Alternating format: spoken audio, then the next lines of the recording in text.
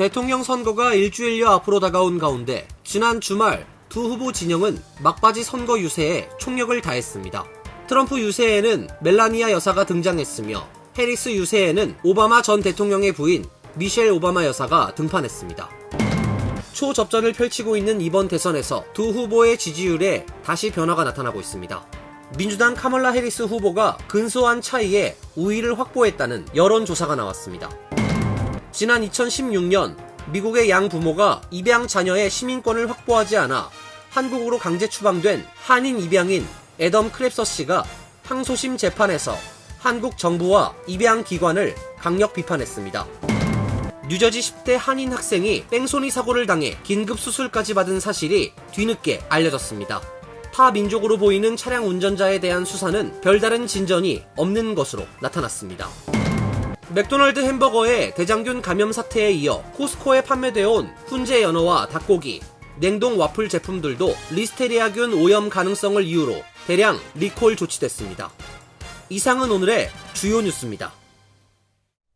시청자 여러분 안녕하십니까? KBN 뉴스입니다. 대통령 선거가 일주일여 앞으로 다가왔습니다. 지난 주말 두 후보 진영은 막바지 선거 유세에 총력을 다했습니다. 뉴욕을 찾은 트럼프 캠프는 멜라니아 여사를 등장시켜 지지자들의 환호를 받았고 해리스 캠프는 오바마 전 대통령의 부인 미셸 오바마 여사가 등판해 결속을 당부했습니다.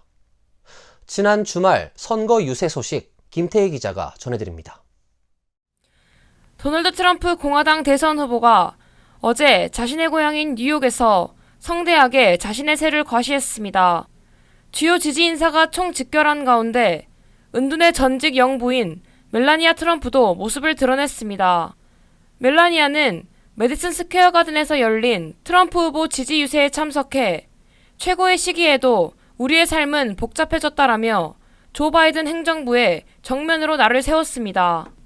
트럼프 후보를 물심양면 지원 중인 억만장자 일론 머스크도 화력을 보탰습니다. 머스크는 나는 그냥 마가가 아니다라며 자신의 남다른 지지 신념을 강조했습니다. 어제 유세에서는 미국령 푸에르토리코를 비하하는 듯한 발언도 나왔습니다. 코미디언인 토니 인치 클리프가 푸에르토리코를 떠다니는 쓰레기 섬이라고 지칭한 것입니다. 트럼프 후보는 이날 우리는 세계 역사상 가장 위대한 경제를 신속하게 구축할 것이라며 자신의 일기 행정부 시절을 언급하고 인플레이션을 신속히 없애고 미국을 다시 합리적 가격을 누리는 곳으로 만들 것이라고 강조했습니다. 민주당 대선 후보인 카멀라 해리스 부통령은 최대 격전지 펜실베니아를 찾았습니다. 해리스 후보는 필라델피아 유세에서 도널드 트럼프 전 대통령이 재선에 성공하면 흑인과 라티노 가족의 해가 될 것이라며 지지를 호소했습니다. 그는 이번 선거에서 두 진영은 극도로 다른 비전을 제시하고 있다며 하나는 과거와 자신에게 초점을 맞춘 도널드 트럼프 선거이고 또 다른 하나는 미래에 초점을 맞춘 우리의 선거라고 밝혔습니다. 오바마 전 대통령의 부인 미셸 오바마 여사도 카멀라 해리스 후보를 지원하고 나섰습니다.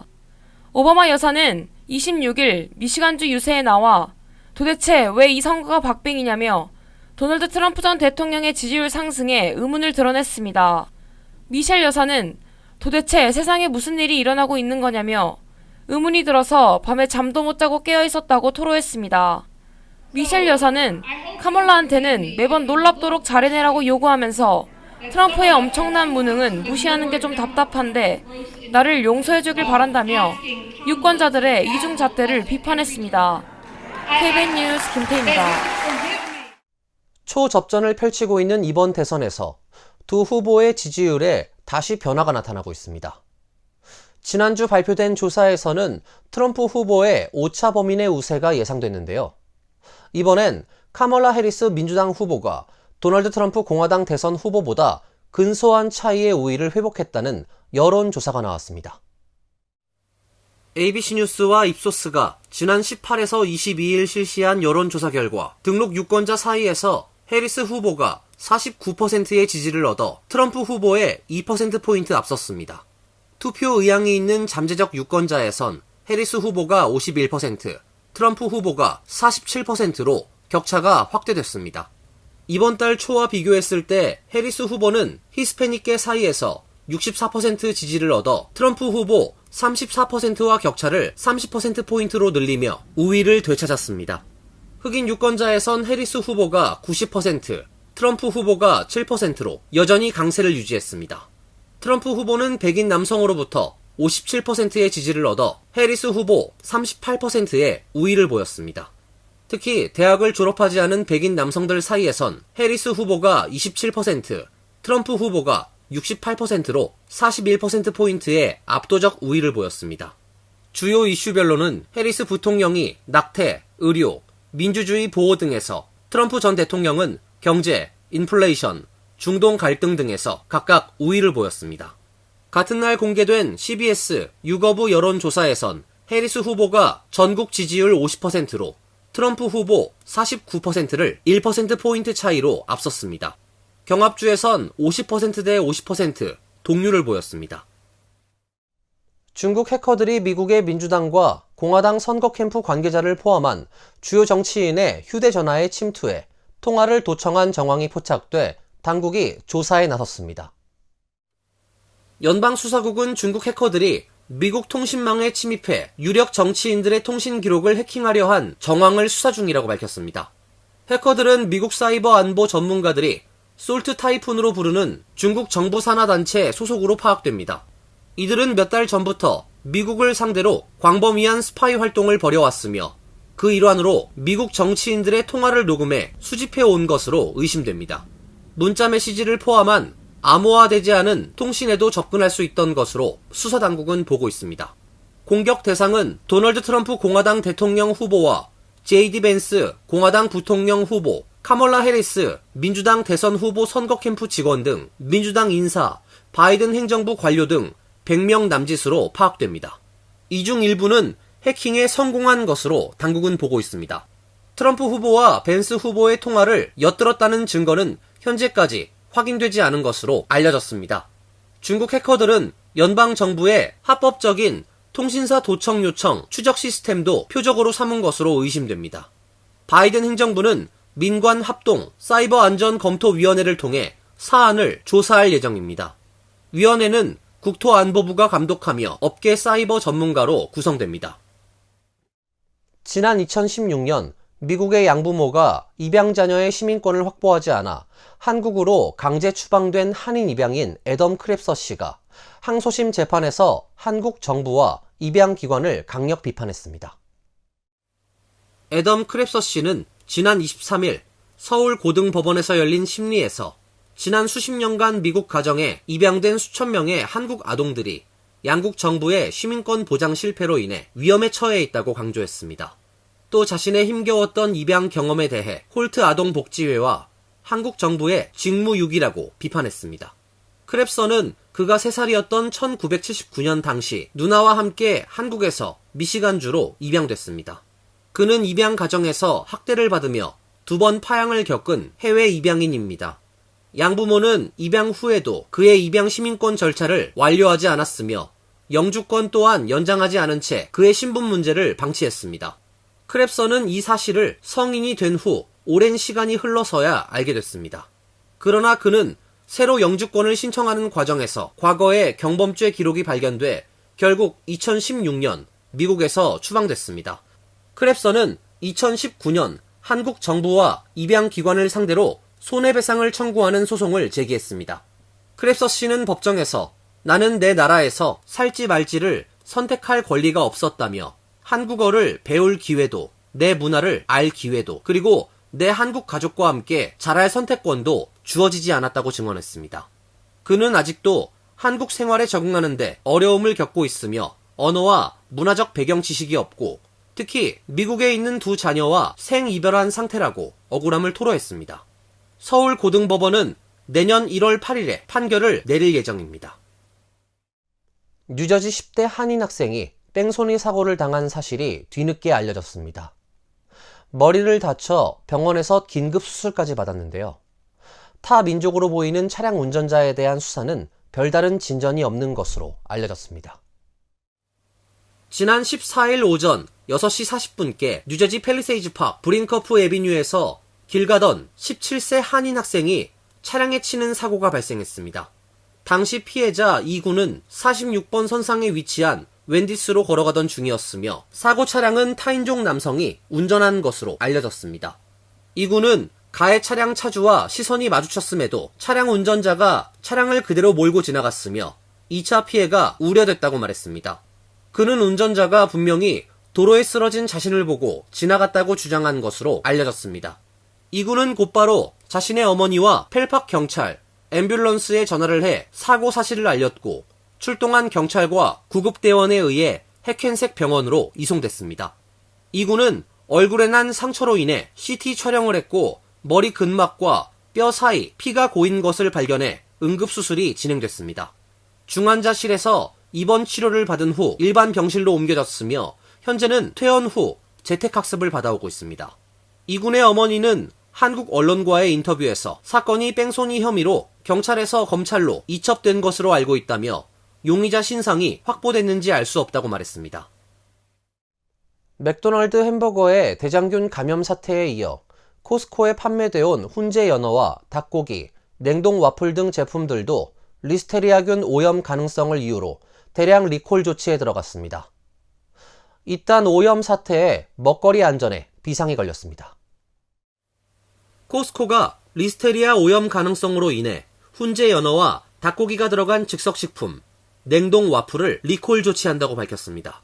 코스코에 따르면 훈제 연어의 경우 지난 10월 9일과 13일 사이에 구매한 커클랜드 시그니처 스모크드 세몬 제품이 리스테리아 오염 가능성을 이유로 리콜 대상에 올라갔습니다. 또 코스코 닭고기는 9월에서 10월 사이 판매된 라나 치킨 트러블 카르보나라와 딸리아텔레 그릴드 화이트 치킨, 포르타벨로 머쉬룸 소스가 리콜이 진행 중입니다. 이 제품에 들어간 닭고기는 최근 1000파운드에 달하는 육류 및 가금류 제품을 리콜하고 있는 브루스팩이 납품한 것으로 전해졌습니다. 또한 10월 13일과 21일 사이에 판매된 크루스티즈 벨기에 와플도 같은 이유로 리콜됐습니다. 코스코 측은 해당 제품을 구매한 고객은 섭취하지 말고 반품해 환불받을 것을 권장하고 있습니다. 한편 맥도널드 쿼터 파운더 햄버거와 관련된 이콜라이 감염 사태도 점차 확산되고 있습니다. 연방질병예방통지센터에 따르면 현재 맥도널드 쿼터 파운더 햄버거를 섭취한 이들 중 이콜라이 감염으로 인해 13개 주에서 75명이 발병했으며 이 중 22명이 입원하고 1명이 사망했습니다. 입원 환자 중 2명은 이콜라이 감염으로 인해 발생할 수 있는 심각한 합병증인 HUS에 걸린 상태입니다. CDC는 더 많은 감염 사례가 있을 것으로 보고 있습니다. 헬로윈이 임박한 가운데 일부 캔디에 발암물질이 포함된 것으로 밝혀져 각별한 주의가 요구됩니다. 컨슈머 리포트는 헬로윈을 앞두고 발암물질인 적색 3호 색소가 함유된 캔디가 매장에서 판매되고 있다고 보도했습니다. 음식과 음료에 밝은 체리색을 띠게 하는 석유 합성 염료 적색 3호는 여러 연구 결과 동물의 암을 유발할 수 있으며 어린이의 과잉 행동 및 기타 신경 행동과 관련 있는 것으로 알려졌습니다. 또한 모든 연령대에 위해할 수 있지만 어린이의 경우 체중이 적고 노출량이 많아 가장 취약할 수 있습니다. 적색 3호 색소 함유가 확인된 헬로윈 캔디로는 브라치사의 캔디와 풍선껌 등 8종입니다. 현재 시판 중인 어린이용 인공향료 및 인공색소 캔디 등 약 2,900개의 식품에 적색 3호 색소가 포함되어 있으며 연방식품의약국은 제조업체가 적색 3호를 식품 라벨에 성분으로 표시하도록 규정하고 있습니다. 컨슈머 리포트는 부모들은 헬로윈 일부 캔디들이 발암물질로 만들어졌다는 사실을 알아야 한다며 제조업체는 유해한 화학 물질이 함유된 제품 생산을 중단해야 한다고 강조했습니다. 이제 온라인을 통해 한국 전라남도의 우수 농수산물을 편리하게 구매할 수 있게 됐습니다. H마트는 지난 토요일 온라인 전남식품관을 개설하고 판촉 행사를 개최했습니다. 미주 최대 아시안 슈퍼마켓 체인인 H마트는 지난 26일 뉴저지 리지필드점에서 H마트 온라인몰 전남식품관 개설 및 판촉 행사를 개최했습니다. 행사에는 김영록 전남도지사, 김한종 장성군수, 김철우 보성군수 등이 참석했으며 H마트 권일현 대표와 마트 관계자들 그리고 휴고 히메네즈 리지필드 시장도 자리를 함께했습니다. 김 도지사는 인사말을 통해 뛰어난 맛과 함께 건강한 재료로 만든 전라남도산 최고의 식품들이 미주 최대 아시안 슈퍼마켓인 H마트 온라인몰에 입점할 수 있어서 감사하다며 H마트가 더욱 발전할 수 있도록 모든 노력을 다하겠다고 밝혔습니다. 우리 전라남도에서는 앞으로 이 온라인 쇼핑몰을 통해서 우리 미국 시장에 이렇게 진출하면서 우리 교민들이랄지 미국 시민들께 전라남도의 맛 좋고 품질 좋고 우리 식품하면은 전라남도 아니에요. 그래서 전라남도의 그 우수한 식재료를 활용한 이 식품들을 본격적으로 H마트를 통해서 미국 시장에 진출하고자 합니다. 김영록 도지사와 내빈들은 테이프 커팅을 끝낸 뒤 판촉 행사가 열리고 있는 매장으로 이동해 직접 컴퓨터 화면으로 온라인몰에 접속해 제품을 주문하는 시연을 펼치고 매장을 찾은 고객들에게 전남 지역에서 생산된 쌀과 냉동 김밥 등을 나눠주기도 했습니다. H마트는 온라인 전남식품관 개설에 맞춰 오는 31일까지 뉴욕, 뉴저지 20개 오프라인 매장에서 전라남도 농수산식품 판촉 행사를 진행합니다. 이어서 간추린 소식입니다. 연방교육부는 25일 자연재해나 갑작스러운 의료비 등으로 인해 극심한 재정적 어려움을 겪고 있는 학자금 융자 대출자를 대상으로 부채를 탕감해주는 새로운 계획을 발표했습니다. 새 계획 중 첫 번째는 별도의 신청 절차 없이 교육부의 자체 평가를 바탕으로 2년 내 채무 불이행 상황에 빠질 가능성이 80% 이상으로 판단되는 학자금 융자 채무자에게 일회성 탕감을 제공하는 방식입니다. 두 번째는 학자금 융자 채무자를 대상으로 신청을 받아 심사를 통해 재정적 어려움이 인정되는 경우 탕감을 허용하는 방식입니다. 교육부는 새 탕감안을 수주 안에 연방관보에 게시하고 내년에 최종 규정을 확정한다는 방침이며 계획이 실현될 경우 약 800만 명이 학자금 융자에 따른 부채를 탕감받을 수 있을 것으로 추산했습니다.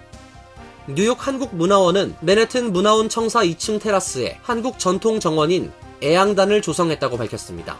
정원은 전라남도의 후원을 받아 세계적인 정원 디자이너인 황지혜 작가가 전남 담양군 소세원의 전통 담장 애양단을 주제로 한국 전통 정원의 정신을 표현했습니다. 정원에는 생열기나무, 쉬땅나무, 백화 등 만병초 등 한국 자생 수종이 식재됐으며 소금독과 우물도 배치돼 한국의 서민 문화를 소박하고 담백하게 표현했다고 문화원은 설명했습니다. 김천수 문화원장은 25일 준공식에서 이 공간이 대한민국의 수준 높은 정원 문화를 세계에 알리는 장이 되도록 홍보에 최선을 다하겠다라고 밝혔습니다. 뉴욕시 교통국은 헬로윈을 맞이해 뉴욕시 전역 100개 스트리트 구간을 차량 통제 제한하며 지역 주민들이 헬로윈을 즐길 수 있는 음악, 서커스 공연, 광대 공연 등 다채로운 행사를 연다고 밝혔습니다. 행사 기간 동안 퀸즈 베이사이드에서는 오는 27일 오전 11시부터 오후 2시까지 213 스트릿과 벨 블러바드 사이 41 에비뉴 선상에서 헬로윈 패밀리 펀 데이 행사가 열립니다. 같은 날 오후 2시부터 5시까지 칼리지 포인트에서는 5 에비뉴에서 14 에비뉴 사이 칼리지 포인트 블러바드 선상에서 칼리지 포인트 헬로윈 퍼레이드가 펼쳐집니다. 전체 행사 일정 확인은 시교통국 웹사이트에서 확인 가능합니다. 중국 최대 전자상 거래 업체인 알리바바가 독점 및 허위 진술 혐의가 있다며 미국 투자자들이 제기한 집단 소송을 해결하기 위해 4억 3,350만 달러 규모의 합의금을 지불하기로 했습니다. 지난 2020년에 시작된 이번 소송은 알리바바가 자사의 플랫폼에서만 판매하도록 판매자들을 강요했다는 주장을 근거로 합니다. 소송을 제기한 투자자들은 알리바바가 독점 관행에 관해 수차례 허위 진술을 해 주가를 인위적으로 높이고 결국 투자자들에게 재정적 손실을 초래했다고 주장했습니다. 알리바바는 합의금을 지급한다고 하면서도 불법 혐의를 인정한 것은 아니라고 강조했습니다. 그러면서 이번 합의 결정은 추가 소송 비용과 혼란을 피하기 위해 내려졌다고 주장했습니다. 환율과 증권 소식입니다.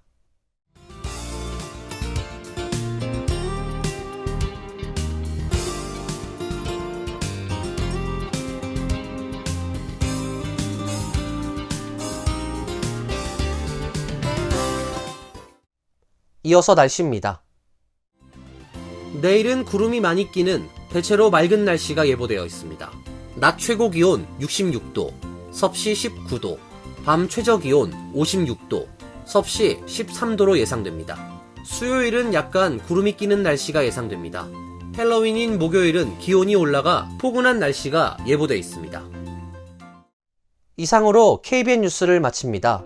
KBN과 함께 즐거운 시간 되시길 바랍니다.